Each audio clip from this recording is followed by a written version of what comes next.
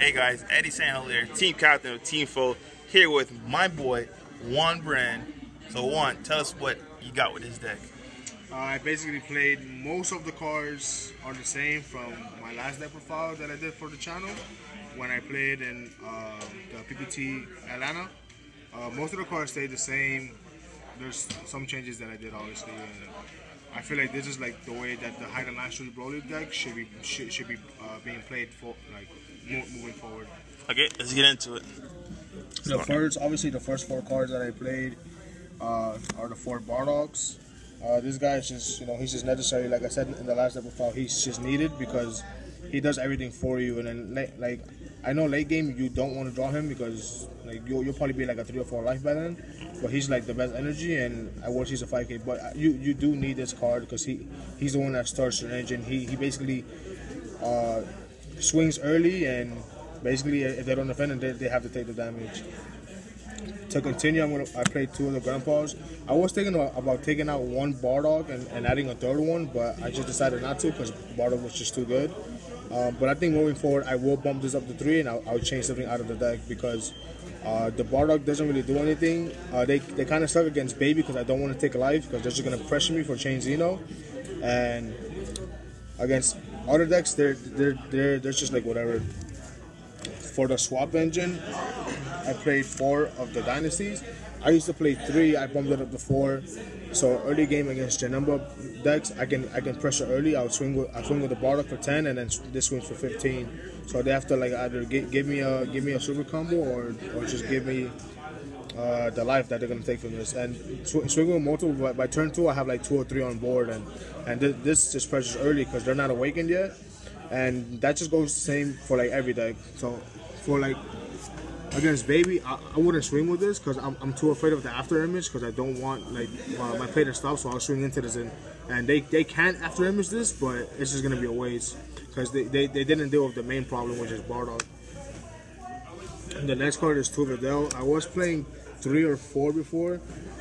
This card isn't as good anymore, but you do kind of need it, like in case you play against like Sharon. I always try to like mulligan for these because this card isn't going anywhere, and it just draws a card. It's too good not to play. These guys are like the new addition. This guy used to be in my side deck. Now he's in my main deck. He's really good. Like there are many times where I'll like have the dynasty on board, and I'm just swinging with 15Ks, and then they're like defending their 15K battle card, and then I'll swap into this, kill it anyways, and then swing into something else. This guy's really good to deal with, also with the Baby. They'll like swing with it early and then just have it in rest mode, and they think that we can't out it. And this guy's just really good for outing the Baby. Now for the Hide and Master engine, basically I moved this from the sideboard to the main board. Because this event is a little different, and I feel like the things that I learned from the Atlanta event, I moved them onto this event. These guys were really good. I didn't summon them as much as I used to. I summoned this guy often just for like the draw card and just like keep swinging. And obviously this is like the main boss monster. So when I summon this guy, I usually win. If not, if I didn't summon him, it's because I already had one already. So this guy just win more. For the rest of the cards, I played 4 Master Roshis. This guy's just good. Like I said before, this guy basically negates 2 attacks because they'll swing with something with like 20-25K. I'll negate it, and then their leader swings, and then this combos off away, and it just protects my leader. So this card's just really good. I wouldn't play Time Magic in the main over this. This card's just necessary. Before I used to play two Bardogs. This card is just like whatever now. Baby doesn't care about it. It's only really good against like Sharon and like Janemba decks, but I have Hide and Master already, so I don't really need that. So I don't want to make my deck worse by playing two extra copies of these. I only need to see 1, and if I do get a C2, then that's just lucky on my part. The 4 super combos. For Saturday, I was playing a 2-2 split because it was the team event, so not everyone had Konoha in their deck. So. But if I'm gonna play like a 3-3 event like I did on Sunday, I'm sorry, the singles event like I did on Sunday, I would have to play 4. I would never put 2 decks for singles event. 3 Konohas because this deck has to stop any other deck that has Broly and Street Guys. So this card basically, stops you guys. I used to play 4 mirrors, now I play 3. Basically because I had to make room for like hide and mastering, and this is like a 1K combo, and hide and mastery is also working combo. So I basically took away the bar dogs and one of these so I can add the hide and mastery engine. 2 double strikes. This card's just needed. Like mirror and this is just too good. There's no reason not to play. I might want to play 3, but this is fine for now. For the extra cards, like Force Successor, this card self-explanatory. You don't need any reason to like play less on this card. 3 Bloodlust, just like before. I was so tempted to cut this card because this card's just not good anymore. It sucks against Janemba. It sucks against like basically like any Chain Xeno deck, because all the Chain Xeno decks that this card is good against, basically they're just gonna play minus Killing Zone. So this card doesn't do anything in your hand. 3 planets. I used to play 4, I believe. Basically, it's just to search your super combos and the monkey if like you need it early game. This card is good at 3. You don't need it at 2, and you don't need it at 4. I think 3 is fine.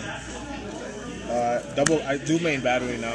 This card was just really good. A lot of people didn't see it coming. There are some cases where in the mirror they'll have like a way to like push for game, but I'll like negate their last swing and I'll have like double yellow open. So when I time magic or like I Roshi their like final push, I'll have like the other yellow open just in case they want a battering my negate and I just battering their battery. It was really good. The last card was Victory Strike. I was just borrowing it for the event. Yee! He doesn't fit in the sleeve now. Moving on to the side deck. A lot of people made fun of me for playing this card. They're like, "Don't play it. This card sucks." I made fun of you. And then Eddie was like, "You hardcast this guy for 3." For the 3v3, this guy was good because there was a moment where I was trying to like go in for game and I activated Shugash. He bloodlusted the Shugash and I'm like, sure, summon this guy out. And he's like, okay, I lost. This guy was good. I only sat it in against like the Janemba matchups because those games do kind of grind out. And if you're able to summon this late game and then like swing with it, they're probably gonna take it and untap it, swing with it again. It's really good. The 4th mirror for like the Janemba matchup, I'll like sign them in. I wouldn't side in against anything else. Maybe against like the mirror, like the Broly mirror. These were good. like these do suck, but I was lucky enough to play against the matchups that this card is actually good against. Like Pan Shinron Boo. Pan was round 1 and I side this card in, he's going first. I summon this card, I swing with my leader and he activates double shot. Like this card wasn't on board already. So I don't know. This card was just too good not to play because I really couldn't find like anything else not to play. And I did play against like the Child Wish deck, like the Majin Buu deck. So if he wanted to summon the Buu, he had to actually hard cast it. If not, he would just lose 2 cards at a time. The 3rd double strike, I just need it. Time Magic is good for the Broly matchups, obviously, and any Shenron matchups. This card's just good, it has Sparkly, and they can't untap their guys. Double Crusher Ball. This card was just mediocre, but it did win me 1 game. I saw that game too. It was really good. The last Bloodlust and the last Battery. These cards just like in case I need them, I'll just side them in. Like if I need to side out other cards, I'll just put these in and they'll help me win the game. Cool. Any shout outs you want to give before we go? Definitely shout out to our sponsor. They always give us our best sleeves, and there's a lot of people that actually use our sleeves for the event. They're very what's the word? They're very proud, or they're like impressed with the sleeves.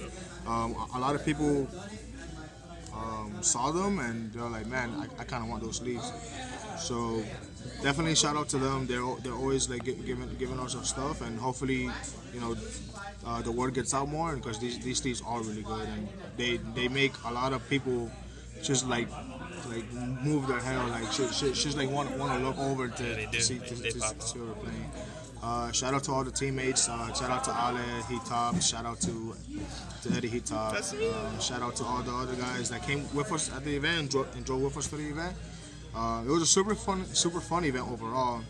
I just wish I could have done a little better, or obviously top.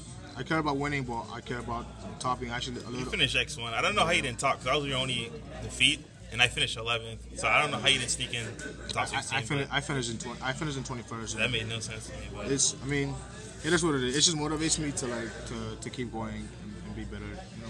Well, also in Team Wars, this man went undefeated. So we just kind of, myself and our teammate kind of messed up on round 1 against KTM, but this guy did go undefeated in Team Wars with this deck. So real quick, lay those cards out. So I had them laid out. But all right, guys. So real quick, if you guys want these sleeves, go to prismaticdefender.com. Use team code all caps TEAMFO, and you'll get 5% off your order. So if you want these sleeves and you want to play like us, get our product, man. See you guys later.